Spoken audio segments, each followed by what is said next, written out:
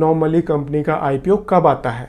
Let's understand this with an example. Suppose मैंने एक company बनाई। कंपनी बनाने के लिए मिनिमम 2 मेंबर या शेयर होल्डर्स चाहिए थे, तो मैंने अपने साथ अपने फ्रेंड को भी एसोसिएट कर लिया, जोड़ लिया।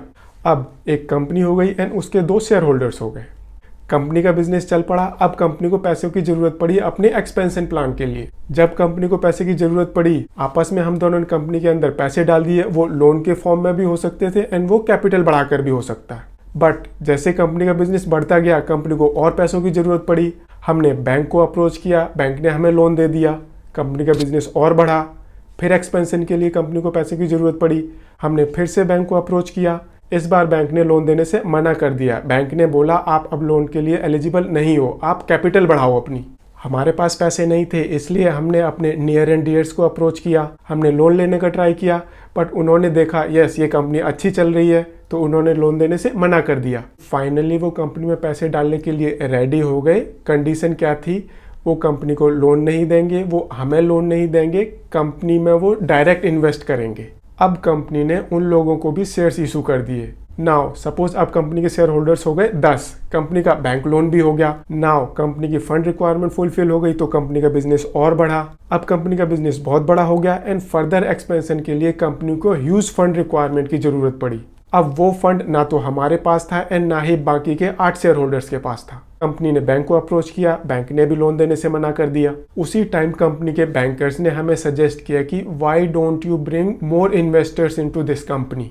उन्होंने हमें हेल्प की, कुछ बड़े बड़े इन्वेस्टर्स से इंट्रोड्यूस किया। हमने उनको अपने फाइनेंशियल्स दिखाए, कंपनी का पास्ट दिखाया, कंपनी के फ्यूचर विजिबिलिटी दिखाई। इस सारे बिजनेस प्लान से जो वो बड़े इन्वेस्टर्स थे वो इम्प्रेस हो गए। उन्होंने कंपनी में फंड इन्फ्यूज कर दिया। अगेन कंपनी की फंड रिक्वायरमेंट फुलफिल हो गई एंड कंपनी और बड़ी हो गई।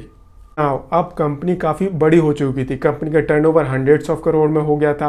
कंपनी की नेटवर्थ हंड्रेड्स ऑफ करोड़ में हो गई थी। कंपनी के लोन्स भी हंड्रेड्स ऑफ करोड़ में हो गए थे एंड कंपनी के प्रॉफिट्स भी करोड़ में थे। नाउ कंपनी को फिर से फंड रिक्वायरमेंट की जरूरत पड़ी एंड इस टाइम एग्जिस्टिंग इन्वेस्टर्स ने भी मना कर दिया कंपनी में फंड इन्फ्यूज करने के लिए। उनमें से कुछ इन्वेस्टर्स थे जिन्होंने बोला हम भी अपने शेयर्स बेचना चाह रहे हैं। इस बार कंपनी के बैंकर्स ने सजेस्ट किया दैट एग्जिस्टिंग इन्वेस्टर्स से फंड अरेंज नहीं हो पा रहा, ठीक है कोई बात नहीं, अब आप जनरल पब्लिक से फंड अरेंज कर सकते हो। Why don't you bring an IPO? Now this is the time जब हमारी कंपनी पहली बार जनरल पब्लिक को एक ऑफर दे रही है। आप कंपनी को पैसे दें एंड इसके बदले में कंपनी आपको अपने शेयर्स अलॉट कर देगी। एंड साथ ही साथ कंपनी के कुछ एग्जिस्टिंग इन्वेस्टर्स भी हैं जो इस आईपीओ के थ्रू अपने शेयर्स जनरल पब्लिक को ऑफर करेंगे। This is IPO. ये एक एग्जाम्पल था, इस तरह के काफ़ी सारे एग्जाम्पल्स हो सकते हैं।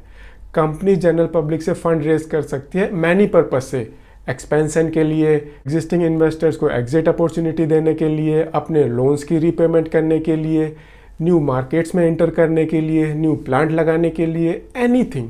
ये एक एग्जाम्पल था जब नॉर्मली कंपनी अपना आईपीओ लेकर आती है। अगर आपको ये वीडियो पसंद आए तो इसे लाइक शेयर जरूर करें एंड चैनल को सब्सक्राइब करें। Thank you.